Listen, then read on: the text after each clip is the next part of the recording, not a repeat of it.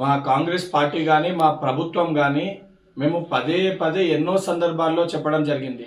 గత 10 ఏళ్లుగా తెలంగాణ ప్రజల రక్తాన్ని ఒక దయ్యాల లెక్క పీల్చి 1,00,000 కోట్లు దోచుకున్న బంగారు కుటుంబం ఈ కల్వకుంట్ల కుటుంబం అని చెప్పినాము.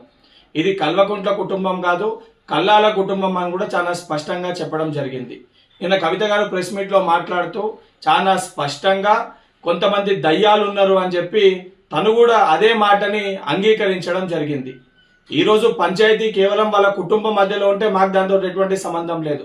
కానీ ఆ దోచుకున్న 1,00,000 కోట్ల పంపకాలతోటి వచ్చిన పంచాయతీ కాబట్టి ఇది ఆ 1,00,000 కోట్లు దోచుకున్న మరి దయ్యాలు ఎవరు?